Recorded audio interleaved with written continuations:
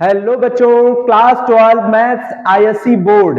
अगर आप ISC board से क्लास 12 की तैयारी कर रहे हैं बच्चों, तो आज से ही हमारे साथ जुड़ जाइए, क्योंकि आज हम जो चैप्टर आपके पास लेकर आए हैं वो है चैप्टर 2 और यहीं से आपकी स्टार्टिंग में आपको कराऊंगा बच्चों। और जब तक पूरा आपका सिलेबस नहीं कंप्लीट हो जाता है तब तक हमारे साथ बने रहिए बच्चों। और यहाँ पे आपको बहुत ही सरल तरीके से मैथ्स समझाई जाएगी बच्चों, कहीं भी आपको डाउट नहीं आने दिया जाएगा, ये मेरा वादा है आपसे। ठीक है, तो चलिए स्टार्ट करते हैं। सबसे पहला जो है चैप्टर 2 इनवर्स ट्रिग्नोमेट्रिक फंक्शंस का है। ठीक है ना बच्चों।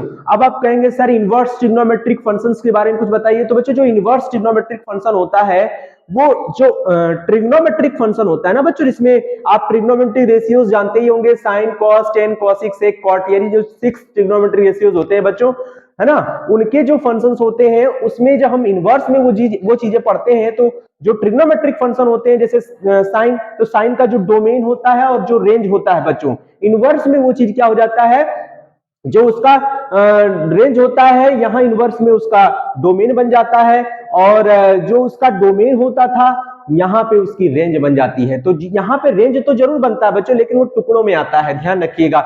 उसकी कुछ ब्रांच ही हम लोग लेते हैं जिसको हम बोलते हैं प्रिंसिपल वैल्यू। ठीक है ना, ध्यान रखिएगा। तो सिंपल से एक बात है कि जो इनवर्स ट्रिग्नोमेट्रिक फंक्शन है वो सिंपल सा तरीका है बच्चों की, जो ट्रिग्नोमेट्रिक होता है उसका ही इनवर्स होता है। ठीक है ना, ट्रिग्नोमेट्रिक फंक्शंस का। तो बच्चों यहां पे आप देख सकते हैं जैसे कि हमारे पास इनवर्स ट्रिग्नोमेट्रिक फंक्शंस दिए गए हैं, sine inverse, cos inverse, tan inverse, cot inverse, cosec inverse, sec inverse. मैंने यहाँ बोर्ड में जो लिखा है बच्चों वो क्यों लिखा है, वो इसलिए लिखा है कि बिना इसके आप इनवर्स ट्रिग्नोमेट्रिक फंक्शंस कर ही नहीं सकते हैं, है ना। अगर आपको ये चीज पता ही नहीं है तो फिर आपके लिए दिक्कत है। तो सबसे पहले तो मैं आपको यहाँ रट्टा लगाने के लिए नहीं कहूंगा कि हाँ रटिए, बस आपको देखना है और इसको दिमाग में रखना है बच्चों। दिमाग में रखेंगे ना तो यार सवाल तो ये चुटकियों में मैं करा दूंगा। ठीक है ना, बस आप इसको दिमाग में रखिएगा। ठीक है, और दिमाग में कोई चीज कब आती है बच्चों, जब आप लगातार उसकी प्रैक्टिस करते हैं। प्रैक्टिस करने से ही चीजें जो है आसान होती है बच्चों, ये नहीं कि हम उसको रट रहे हैं। रटने से क्या होगा यार, रटने से तो एक दो दिन तक ही दिमाग में रखोगे अगर, लेकिन अगर आप उसको लगा कर करते रहेंगे करते रहेंगे करते रहेंगे तो आपको सवाल भी आएगा और साथ में जो चीजें हमको याद करने के लिए दी गई हैं वो अपने आप याद हो जाएंगी। ठीक है ना, तो चलिए, तो फंक्शंस हमारे पास यहाँ पे 6 है, डोमेन ये है और ये प्रिंसिपल वैल्यू रेंज है बच्चों। रेंज को हमने यहाँ पे प्रिंसिपल वैल्यू ब्रांच में डिवाइड किया हुआ है, ये ध्यान रखिएगा, यही हमारे प्रिंसिपल वैल्यू है। तो यहाँ पे जो इनवर्स ट्रिग्नोमेट्रिक फंक्शन है बच्चों उसमें हमारा ज्यादातर काम इसी का है बच्चों, प्रिंसिपल वैल्यू का है, जिसको हम रेंज बोलते हैं। ठीक है, रेंज मतलब यहाँ पे रेंज तो बहुत सारे होते हैं बच्चों, लेकिन प्रिंसिपल वैल्यू क्या होता है, उसमें से कुछ मान ऐसे होते हैं जो कि प्रिंसिपल वैल्यू में आते हैं। समझ में आ गया ना, तो वो है हमारे ये प्रिंसिपल वैल्यू। ठीक है ना, ये ध्यान रखिएगा। तो फंक्शन हमारे ये है और डोमेन हमारे ये है, प्रिंसिपल वैल्यू रेंज ये है, तो आपको यही याद रखना है बच्चों। ठीक है ना, तो अब आपको समझना कैसे है, जैसे साइन इनवर्स है तो आपसे बोले साइन इनवर्स का प्रिंसिपल वैल्यू ब्रांच कितना होगा, रेंज कितना होगा, तो वो -π/2 से π/2 होगा। और याद रखिए इस ब्रैकेट का बड़ा महत्व है बच्चों, ये क्लोज इंटरवल है बच्चों। क्या है, क्लोज इंटरवल। अब क्लोज इंटरवल में होता क्या है कि इन वैल्यूज को भी शामिल कर लिया जाता है, यानी कि जो ये लोअर है और अपर है, लोअर और अपर को भी इंक्लूड कर लेते हैं। ठीक है ना, तो ये ध्यान रखिएगा, ये है प्रिंसिपल वैल्यू किसका है, साइन इनवर्स का, और इसकी डोमेन क्या है -1 to 1, और इसको भी शामिल किया जा रहा है। उसके बाद कॉस इनवर्स की बात करें बच्चों तो -1 to 1 ये भी शामिल है डोमेन में। प्रिंसिपल वैल्यू ब्रांच क्या है, 0 to π, यानी इसको भी शामिल करना है। ठीक है, टेन इनवर्स की रेंज देख सकते हैं बच्चों, डोमेन क्या है, रियल नंबर है, और प्रिंसिपल वैल्यू ब्रांच क्या है, -π/2 से π/2 है। अब आप सोच रहे होंगे सर इसको तो याद रखा जा सकता है, यहाँ क्लोज लगा है, यहाँ ओपन इंटरवल लगा है। यस, बिल्कुल सही है आप बच्चों, यहाँ पे ओपन है यानी इसको शामिल किया गया है, इसको शामिल नहीं किया गया है। कॉट इनवर्स में आप साफ साफ देख सकते हैं बच्चों, रियल नंबर है डोमेन उसका, और 0 to π। अब देखिए जैसे हो क्या रहा है, यहां से 2 याद कर लेने से बच्चों ये चीज फिर से रिपीट हो रही, बट ये ओपन इंटरवल में है, इतना ही सीखना है बच्चों। ठीक है, उसके बाद ये कॉसिक और सेक तो चुटकियों में याद हो जाएगा। कैसे बच्चों, क्योंकि जब कॉसिक और सेक की बात करेंगे ना फिर से हम यही स्टार्ट कर लेंगे, और देखिए फिर से यही से स्टार्ट है, यानी 2 बार आप केवल याद कर लीजिए। तो उसके बाद आप 2 बार ओपन लिखिए और फिर 2 बार क्लोज लिखिए, close open close, close open close, close open close. समझ में आ रहा है ना, तो ये याद हो गया। अब समझिए जब आपने 2 बार क्लोज लिखा तो यहां का सीक्वेंस भी याद रखिएगा, साइन कॉस टेन कॉसिक सेक, ये याद रखिएगा। ये जो 6 ट्रिग्नोमेट्री रेशियोज है इनको याद रखिएगा। ठीक है ना, तो इसी सीक्वेंस में रहेगा तभी तो ये याद रहेगा, ठीक है ना। तो ये 2 है ना, फिर ये 2, फिर ये 2, लेकिन लास्ट वाले में थोड़ा सा अंतर है, लास्ट वाले में थोड़ा सा अंतर है बच्चों। इसमें 0 नहीं लेगा, ये क्या है एक्सेप्ट 0, यानी 0 को छोड़ दीजिए। 0 से पाई है बच्चों, इसमें π/2 मत लीजिएगा। समझ में आ रहा नहीं, याद हो गया ना। इसमें 0 नहीं लेंगे और इसमें π/2 नहीं लेंगे, तो यानी पहले क्लोज फिर ओपन फिर क्लोज, उसमें 0 और π/2 नहीं लेना है। इसमें कॉसिक में 0 नहीं लेंगे और सेक में हम π/2 नहीं लेंगे, एक्सेप्ट 0 और एक्सेप्ट π/2। उम्मीद है आपको याद हो गया होगा बच्चों। तो चलिए सवाल लगाते हैं यार, बिना कोई टाइम बर्बाद किए हुए, ठीक है ना बच्चों। तो चलिए इसको याद जरूर रखिएगा बच्चों। चलिए पहला सवाल हमारे पास है बच्चों, cos इनवर्स √3/2, cos इनवर्स √3/2, और ये एग्जांपल का सवाल है बच्चों, ठीक है।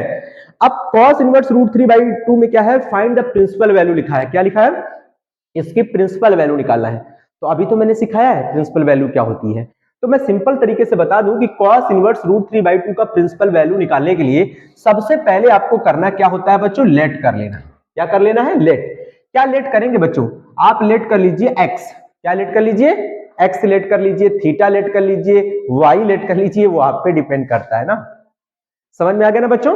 तो यहां पे हम क्या निकालेंगे, cos इनवर्स है बच्चों, इधर जाएगा तो क्या लिख जाएगा, cos x हो जाएगा। समझ में आया, ये वैल्यू cos इनवर्स इधर आ गया तो cos x हो गया, यहां क्या बचेगा, केवल √3/2, तो यहां पे आप लिख दीजिए √3/2, लिख सकते हैं ना। अब थोड़ा सा एक काम करिए बच्चों, क्या कि cos इनवर्स √3/2 में जो x आपने लिखा है, ये प्रिंसिपल वैल्यू क्या होने वाली है cos इनवर्स की, क्योंकि cos इनवर्स कुछ मान के लिए उसका प्रिंसिपल वैल्यू क्या होने वाला है। तो प्रिंसिपल वैल्यू लिखने के लिए बच्चों ना, ये जो पूरी वैल्यू है ये किसके इक्वल है, x के, तो आप यहां पे लिखिए x बिलोंग्स टू, क्या लिखेंगे, x बिलोंग्स टू, cos में क्या होता था बच्चों, याद करिए, क्लोज इंटरवल 0 to π, 0 to π। समझ में आ गया बच्चों, ये है इसका प्रिंसिपल वैल्यू ब्रांच, ठीक है। x का मान क्या होना चाहिए, 0 से π। अब x किसको बिलोंग कर रहा है, x यहाँ पे cos इनवर्स √3/2 को बिलोंग कर रहा है, यानी इसका जो प्रिंसिपल वैल्यू ब्रांच होगा वो ये होगा 0 से π, ठीक है। अब आप देखिए यहाँ cos x is equal to √3/2 हो गया। अब हम क्या करेंगे बच्चों, cos x में cos में ही यहाँ पे वैल्यू ढूंढेंगे कि cos में किसका मान होता है। तो बच्चों ये cos में किसका मान होता है, सारे बच्चे जानते हैं cos 30 डिग्री की वैल्यू होती है, जिसको हम लोग π/6 लिखते हैं बच्चों। क्या लिखते हैं, π/6।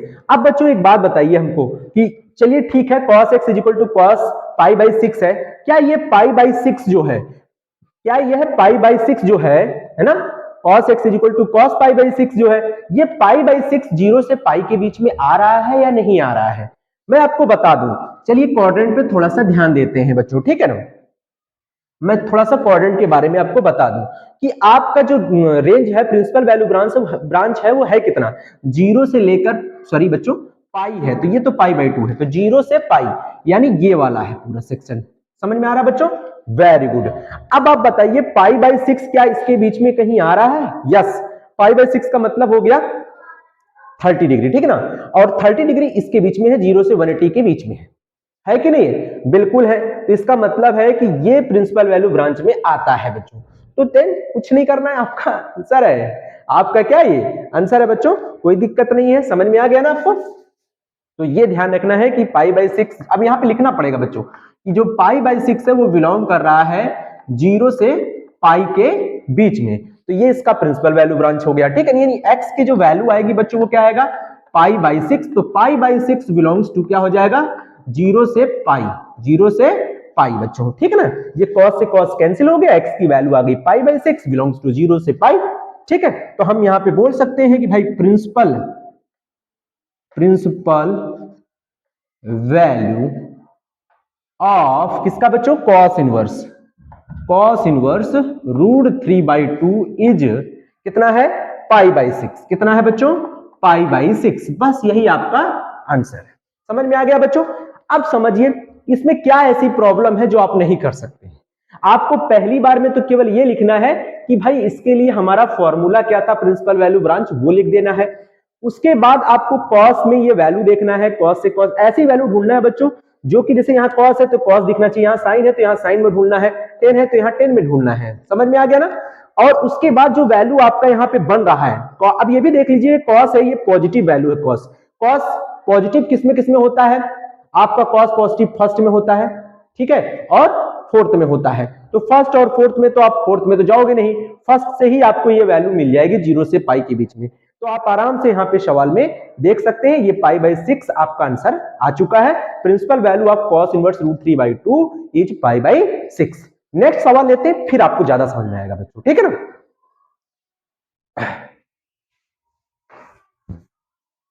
देखिए लगातार सवाल को अच्छे तरीके से आप देखेंगे समझेंगे तो आपको बहुत ही बेहतरीन तरीके से समझ में आएगा बच्चों। अब हम बात कर लेते हैं कॉसिक इनवर्स, कॉसिक इनवर्स 2 की बच्चों। कॉसिक इनवर्स 2 हमारे पास क्वेश्चन है बच्चों। अब हम इस सवाल को कैसे करेंगे, फिर से वही प्रक्रिया अपनाएंगे बच्चों। लेट कर लीजिए, कॉसिक इनवर्स x को हमने क्या लेट कर लिया, मतलब कॉसिक इनवर्स 2 को हमने x मान लिया। अब कॉसिक इनवर्स इधर आएगा तो कॉसिक x लिख जाएगा बच्चों, ठीक है, और यहां लिख जाएगा 2। ओके, अब बच्चों कॉसिक इनवर्स 2 में जो x है उसके लिए प्रिंसिपल वैल्यू ब्रांच क्या होती है वो आपको लिखना है, x बिलोंग्स टू, याद रखिए क्लोज, 2 क्लोज, ठीक है, फिर 2 ओपन, फिर 2 क्लोज। तो कॉसिक आएगा क्लोज में, किसमें, क्लोज में आएगा, और होगा लिमिट -π/2 से +π/2, लेकिन इसमें केवल 0 को इंक्लूड नहीं करना है, यानी एक्सेप्ट 0 रहेगा बच्चों, 0 आपको नहीं लेना है, समझ में आ गया ना। बाकी सारे मान के लिए हमारा ये प्रिंसिपल वैल्यू ब्रांच होगा, ठीक है ना। अब बच्चों ये बात बताइए, यहां तो कॉसिक है, ठीक है, अब ये 2 कॉसिक में किसकी वैल्यू होती है, अगर आप बता दें तो बहुत अच्छी बात है बच्चों, बिल्कुल आप बता देंगे। साइन 30 की वैल्यू कितनी होती है 1/2, तो कॉसिक 30 की वैल्यू हो जाएगी 2, तो यहाँ पे आप लिखेंगे कॉसिक 30 यानी π/6। समझ में आ गया बच्चों। अब ये देखिए कॉसिक, अब आप अब ना जरा रेंज देखिए बच्चों, -π/2 आपका कहाँ है, ये है, ठीक है, और +π/2 कहाँ है आपका, ये है, ठीक है, ध्यान रखिएगा। और इसमें आपको 0 ये जो है ना नहीं लेना, ये लाइन, ठीक है ना, आपको ध्यान रखना है। अब बच्चों यहाँ पे बाकी सारे एंगल्स तो आप कर सकते हो ना, तो कॉसिक किसमें पॉजिटिव होता है, ये देखिए कॉसिक किसमें पॉजिटिव होता है, कॉसिक आपका पॉजिटिव होता है यहाँ पे और यहाँ पे, इन दोनों जगह पॉजिटिव होता है। तो बच्चों एक बात बताइए, आपकी जो ये वैल्यू है वो तो इधर आ रही है, तो इसका मतलब इसमें आपको ये वाली लाइन का एंगल आपको नहीं लेना है, और ये तो आ ही नहीं रहा है। अगर आ जाता और वो रेंज में बिलोंग कर जाता तो हम इसको ले लेते बच्चों, ठीक है, बट अभी यहां पे ही बात हो रही है, तो π/6 तो हमारा इसके बीच में आता है ना, तो कोई दिक्कत नहीं है, आराम से हो जाएगा, ठीक है ना, ये चीज कोई दिक्कत नहीं करेगा। तो π/6 हमारे लिए बिल्कुल सही है। हम यहां लिख सकते हैं कि भाई π/6 जो होगा वो बिलोंग करेगा -π/2 से π/2, ठीक है ना, एक्सेप्ट 0, मतलब 0 को छोड़कर, ठीक है ना। ये चीज आपको समझ में आ गई, वेरी गुड। अब हमें क्या करना है, कॉसिक से कॉसिक कट जाएगा बच्चों, तो x = आ गया π/6, वही मैंने यहां पे लिख दिया है, ठीक है। अब हम फिर से वही लिखेंगे, प्रिंसिपल वैल्यू ऑफ किसका, cosec inverse, cosec inverse 2 is कितना है बच्चों, π/6, ये हमारा आंसर हो गया। अब जरा बताइए, मैंने क्या कहीं कुछ चेंज कर रहा हूं क्या, कहीं कुछ नहीं चेंज कर रहा हूं, बड़े ही आराम से मैं आपको बता रहा हूं, अब आपको कोई प्रॉब्लम नहीं होगा, और इनवर्स फंक्शन आपको बड़े ही आराम से समझ में आ रहा है, ठीक है ना। तो चलिए अगला सवाल देखते हैं। वीडियो को पॉज करके बच्चों नोट कर लीजिएगा इसको अच्छे से, ताकि आपको अच्छे से याद बना रहे, ठीक है। अब हम बात करते हैं बच्चों sine inverse, sign inverse minus का √3/2, ठीक है, साइन इनवर्स माइनस का √3/2। अब फिर से वही वाला प्रोसेस अपनाएंगे बच्चों, लेट कर लेंगे, इसको हमने क्या मान लिया, x मान लिया। अब साइन इनवर्स की जो रेंज होती है बच्चों वो तो आप लिखोगे ही लिखोगे, x बिलोंग्स टू क्या होता है, -π/2 से लेकर +π/2। देखिए मैंने कहीं चेंज नहीं किया है, मैं बिल्कुल उसी तरह से चल रहा हूं जैसे मैं करता आ रहा हूं, ठीक है, उसी तरह से आपको करना है। और यहां से आपको एक नंबर देखिए आराम से मिल जाएगा, है ना, जो आपके मल्टीपल चॉइस क्वेश्चन नहीं आते हैं ना, वही में से एक क्वेश्चन आपका ये हो जाएगा, ठीक है ना। तो ये चीज आपको ध्यान रखना है। तो साइन इधर चला जाएगा बच्चों, तो ये इनवर्स हट जाएगा, साइन x = माइनस का √3/2।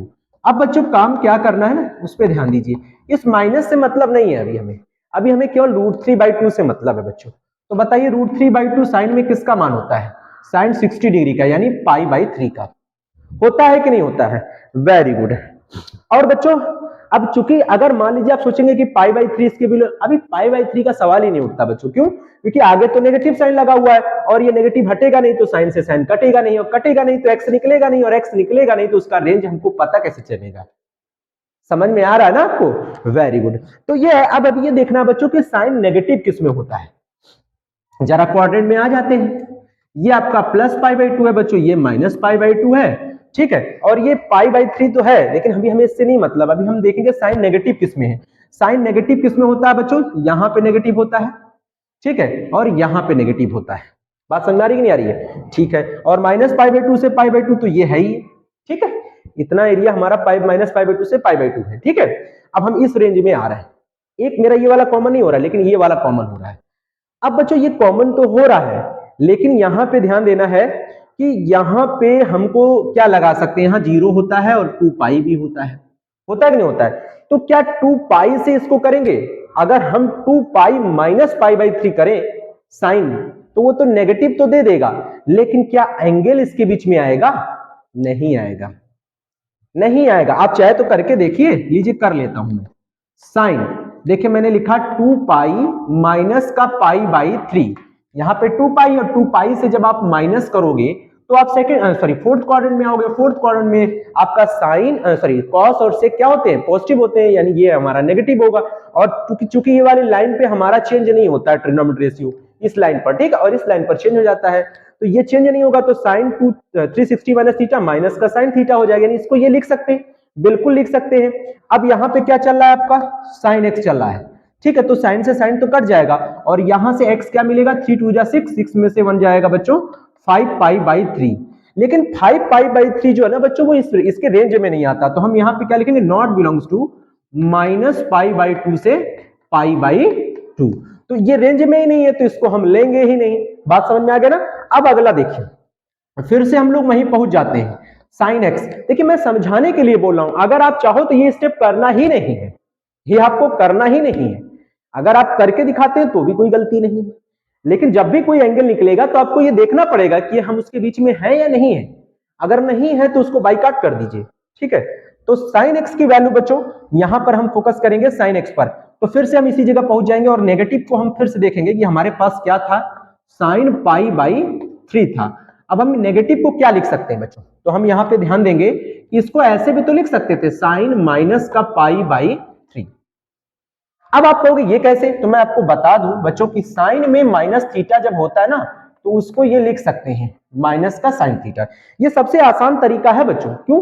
अब माइनस का 60 डिग्री है, तो वो तो बच्चों माइनस पाई बाई 2 से पाई बाई 2 के बीच में आता ही है। माइनस पाई बाई 2 मतलब माइनस 90 है ना, माइनस 90 माइनस 45 है ना, 60 माइनस का 60, मतलब इस तरह की वैल्यूज आपका यहाँ पे देखिए, माइनस पाई बाई 2 से लेकर 0 तक तो आप जाएंगे ही जाएंगे। उसके बाद पॉजिटिव एंगल आने लगेंगे, है ना, 0 30 डिग्री 45 डिग्री प्लस के होने लगेंगे, और इसके पहले तो नेगेटिव वाले रहेंगे। तो यहाँ पे आपका माइनस का 60 डिग्री है, जो माइनस 90 और प्लस 90 के बीच में आता है।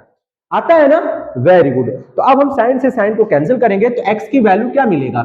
माइनस का पाई बाई 3। और माइनस पाई बाई 3 बच्चों वो बिलोंग करता है माइनस पाई बाई 2 से लेकर प्लस पाई बाई 2 के बीच में। तो इसकी जो प्रिंसिपल वैल्यू हुई है बच्चों, यहां लिख सकते हैं प्रिंसिपल वैल्यू ऑफ किसका? Sine inverse. क्या लिखेंगे बच्चों? Sine inverse minus root 3 by 2 is कितना होगा बच्चों? माइनस का पाई बाई 3। ये इसका आंसर है बच्चों। ये इसका क्या है? आंसर। आप देख सकते हैं मैंने कितने बेहतरीन तरीके से आपको बताया बच्चों, आराम से समझ सकते हैं। जो एंगल आपका नहीं था उसको मैंने बाइकआउट कर दिया है, और जो है फिर से लेकर हमने उसको दिखाया कि वो क्यों संभव हो जाता है, वो भी हमने यहां पे बता दिया। उम्मीद है आपको समझ में आ गया होगा बच्चों। तो इनवर्स के जो सवाल है वो आपको इस तरह से लगाना है बच्चों। नेक्स्ट लेते हैं, ठीक, अगला क्वेश्चन।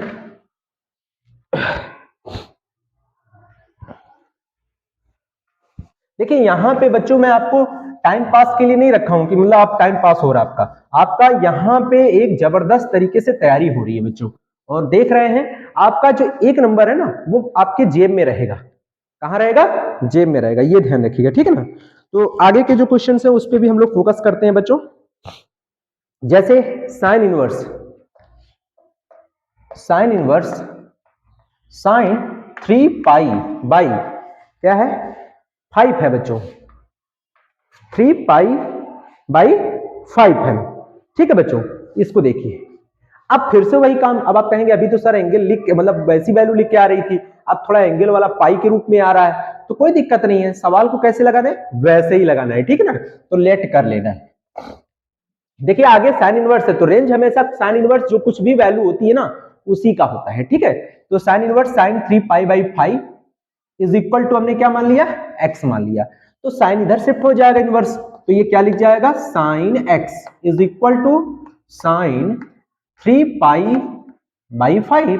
अब बच्चों एक बात बताइए, x की रेंज मतलब x यहां पे इसको माना है साइन इनवर्स को, साइन इनवर्स की रेंज क्या होती है, प्रिंसिपल वैल्यू ब्रांच क्या होती है, -π/2 से +π/2 होती है। समझ में आ रहा है बच्चों, वेरी गुड। अब हमें देखना यह है कि बच्चों साइन 3π/5, पहले इस 3π/5 पे फोकस करिए बच्चों, ये कितना एंगल दे रहा है, 5 से 180 को कैंसिल करिए 36, और 36 और उसमें 3 से मल्टीप्लाई करिए बच्चों, 108 आ रहा है। यानी 108 क्या इसके बीच में है, नहीं भाई, -π/2 से +π/2 के बीच में कहां से आ जाएगा, आप देख लीजिए, π/5 है, π/5 है, तो यानी कि 3π/5 का मतलब क्या हो गया बच्चों, कि आप जो भी वैल्यू लोगे, देखिए 5 से अगर 3 को काटेंगे ना तो ये आएगा 0.6π, 0.6π, ठीक है। और यहां पे देख सकते हैं बच्चों, यहां पे 1 है, इसको काटेंगे तो 0.5π, और यहां काटेंगे 1 को तो 0.5π। अब आप देखिए 0.6π, मैं आपको एक लॉजिकली तरीके से बता रहा हूं कि आप ऐसे समझ लीजिए यार, तो देखिए कहीं इसके बीच में आ रहा है, नहीं, ये तो इसके आगे पहुंच गया, आगे पहुंच गया कि नहीं पहुंच गया। ये एक सिंपल तरीका है, आप 5 से इसमें डिवाइड करो, क्योंकि इसके आगे कुछ नहीं है, तो 1 तो है ना, पाई आपका कॉमन वैल्यू है, उसको रहने दीजिए, आप इसमें डिवाइड करके पता कर लीजिए कि आपका उस रेंज में आ रहा है कि नहीं आ रहा। अगर आ रहा है तो कोई दिक्कत नहीं, खट से काट दीजिए और एक्स की वैल्यू निकाल दीजिए, आपका आंसर आ गया। लेकिन अगर नहीं आ रहा है तो आपको कुछ करना पड़ेगा, आपको कुछ तिकड़म करना पड़ेगा, ठीक है ना। तो यहां नहीं आ रहा बच्चों, यहां नहीं आ रहा है, साफ साफ आपने देख लिया है, तो नहीं आ रहा है, तो अब आपको यह ध्यान रखना, क्वाड्रेंट में चले जाइए, और रेंज क्या है, -π/2 से बच्चों +π/2 है। अब 3π/5 मतलब अब आपको देखना है बच्चों, यहां पे sin x है और आपको यहां पे लिखना sin ही है, लेकिन अब आपको कुछ ऐसा लिखना है कि ये आ जाए वापस, या फिर इसको ऐसा लिख दो, इसको ऐसा लिख दो, इसको ऐसा लिख दो कि ये चेंज होके पॉजिटिव वैल्यू ही दे। अब क्योंकि साइन यहां पॉजिटिव है बच्चों, तो अब आप खुद ही समझ सकते हैं कि साइन मेरा पॉजिटिव कहां होता है। सबसे पहले देखो साइन पॉजिटिव कहां होता है, साइन मेरा यहां और यहां पॉजिटिव होता है, और पॉजिटिव ही चाहिए, तो यहां वाला लगाने के लिए आपको पाई यूज करना पड़ेगा, और यहां लगाने के लिए आपको 2π यूज करना पड़ेगा, यही तो कर सकते हैं, ठीक है। तो क्या पाई प्लस कर दें, सॉरी पाई माइनस कर दें, तो ये संभव है, देख सकते हैं यहां पे और यहां पे तो आ रहा है। अब आप कहोगे -π/2 से तो +π/2 यहीं पे है, बच्चों इससे फर्क नहीं पड़ता है। आप ये देखेंगे कि जब हम ये लगा रहे हैं, घटने के बाद जो वैल्यू मिल रही है, क्या वो इसके बीच में आ रहा है कि नहीं आ रहा है, ठीक है। लेकिन बात हम इन्हीं दोनों की ही करेंगे, अदरवाइज और किसी की करेंगे नहीं। भले आप इस एंगल में हो, आप 2π प्लस भी कर सकते हो, लेकिन बच्चों 2π प्लस करने से तो हम इस रेंज से बाहर जाएंगे ना, ये भी तो समझिए, ठीक है ना। तो ये चीज आपको दिमाग में होना चाहिए, तो बहुत ही बेसिक कॉन्सेप्ट है बच्चों। तो यहां पे हम क्या लिखेंगे, साइन, तो हमें इधर वाला यानी सेकंड क्वाड्रेंट वाला यूज करना चाहिए बच्चों, पाई माइनस, ठीक है, और ये जो एंगल है ये यहां लिख लीजिए 3π/5। अब देखिए साइन 180 माइनस थीटा क्या होता है, प्लस का साइन थीटा, थीटा हमारा क्या है 3π/5 है, इजिली लिख सकते हैं बच्चों, कोई दिक्कत नहीं। अब आप इसको जरा घटा लीजिए, साइन x, साइन कितना बचेगा बच्चों, यहां पे 5π में से 3π जाएगा तो 2π/5। अब साइन से साइन कट जाएगा तो x की वैल्यू कितना मिलेगा, 2π/5, और ये वैल्यू बिलोंग करता है -π/2 से π/2 के बीच में, करता है, करता है, करता है। देखिए कैसे, 5 से इसमें डिवाइड करेंगे तो 0.4 आएगा, और यहां पे डिवाइड करेंगे तो 0.5 आएगा, तो बच्चों इसी के तो बीच में है। यहां पे डिवाइड करिए एक में, 1 में 2 से डिवाइड करेंगे तो 0.5 आएगा, और 5 का 2 में डिवाइड करेंगे, 2 में डिवाइड करेंगे तो 0.4 आएगा। समझ में आ रहा है कि नहीं आ रहा है? समझ में आ रहा है ना? Very good. तो यहां पे बच्चों 2 पाई बाई 5, यानी हम बोलेंगे प्रिंसिपल वैल्यू ऑफ इसका sign inverse sine 3 pi by 5, ठीक है ना, इज कितना होगा बच्चों? ये देख सकते हैं 2 पाई बाई 5। बस यही आपका आंसर है। उम्मीद है आपको ये सवाल भी समझ में आ गया होगा। नेक्स्ट लेते हैं।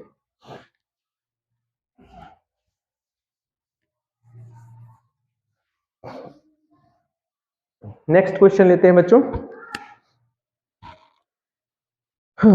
नेक्स्ट क्वेश्चन क्या है हमारे पास? हाँ, कॉस इनवर्स 13 पाई बाई 6 है बच्चों।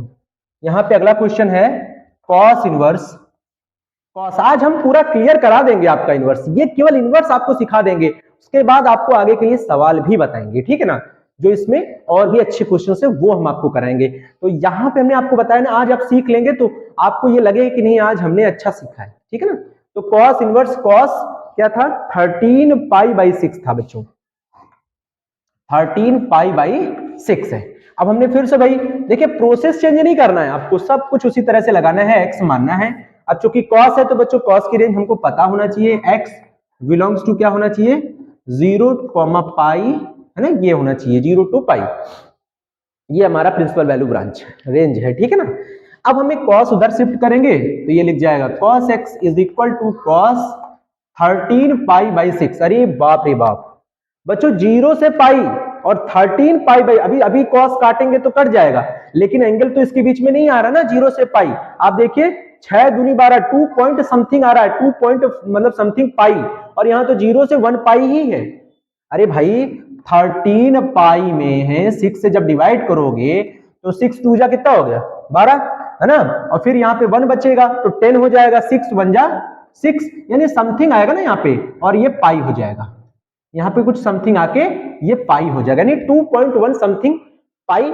अब 0 से 1 पाई ही तो है, ये तो बाहर हो गया, ये तो बाहर हो गया, ये इस ब्रैकेट से ही बाहर हो गया, इसके घर से बाहर हो गया, कल देश से बाहर हो जाएगा ये, ठीक है ना बच्चों। तो ये ध्यान रखना है, तो ये चीज नहीं होना चाहिए, इसको हमें अंदर लाना होगा, अंदर लाना होगा। अब अंदर लाने के लिए होगा क्या बच्चों, ये समझिए।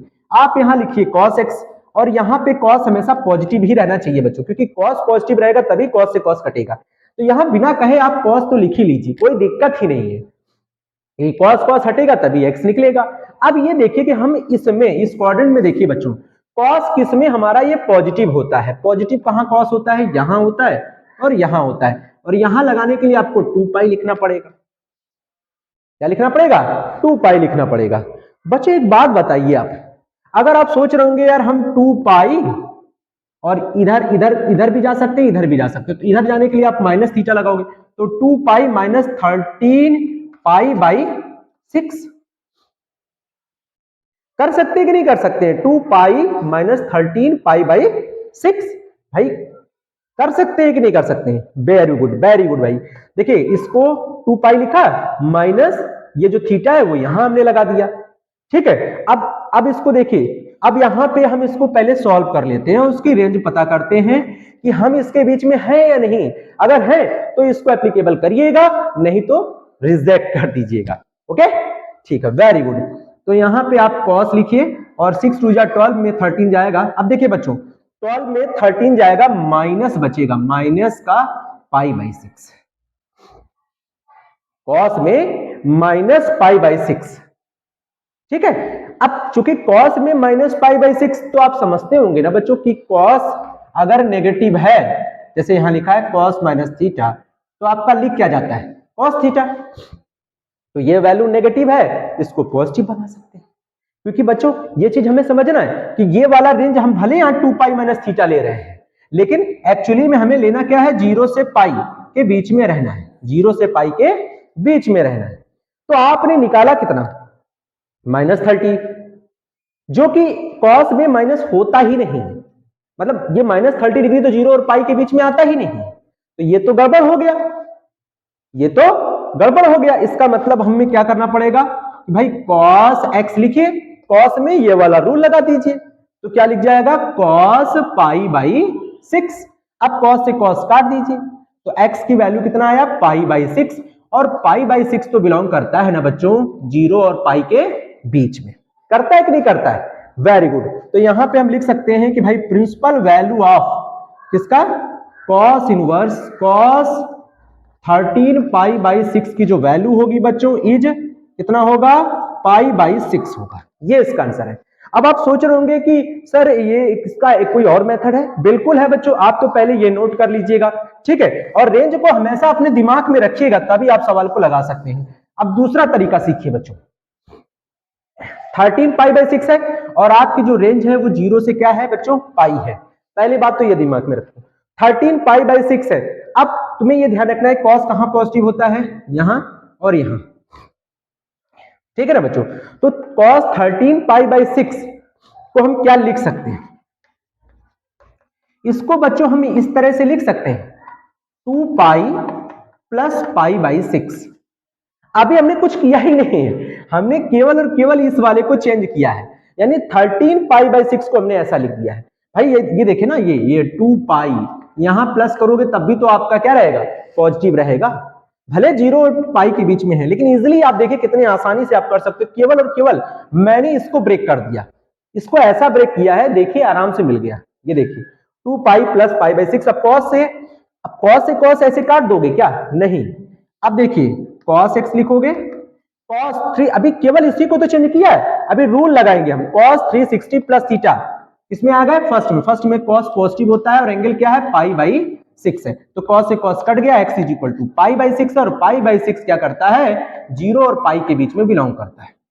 तो यानी प्रिंसिपल वैल्यू जो हो गई, फिर से वही principal value of cos inverse cos 13 pi by 6 is pi by 6। तो ये दूसरे तरीका है इसका लगाने का, मतलब आप केवल इसको चेंज कर दीजिए तब भी आ गया। लेकिन अगर एक सिस्टमैटिक ढंग से कर रहे हैं कि नहीं भाई मैं 2 पाई माइनस करके लगाना चाहता हूं, तो माइनस करके लगा लीजिए, लेकिन उसमें फिर नेगेटिव आएगा। भाई ये ध्यान रखना है कि जब आप घटाएंगे तो माइनस की वैल्यू बचेगी ना, बात समझ में आ रही कि नहीं आ रही है? तो इस वजह से वहां पे दिक्कत आ रही थी, अब ये दिक्कत यहां पे दूर हो जाती है। समझ में आ गया ना बच्चों? ये इजिली इस तरीके से लगेगा। उम्मीद है आपको ये वाले सवाल सब समझ में आ गए हैं, ठीक है ना। तो अब जो क्वेश्चन होंगे बच्चों थोड़ा सा स्टैंडर्ड लेवल के क्वेश्चन होंगे, ठीक है ना। तो आज फिलहाल इतना ही क्वेश्चन आप देख लीजिए, जो अगला वीडियो होगा इसका सेकेंड पार्ट आएगा बच्चों, वो आगे के स्टैंडर्ड क्वेश्चंस के लिए होंगे बच्चों। तो इस तरह के क्वेश्चन की प्रैक्टिस आप अच्छे से कर लीजिएगा। Thank you very much.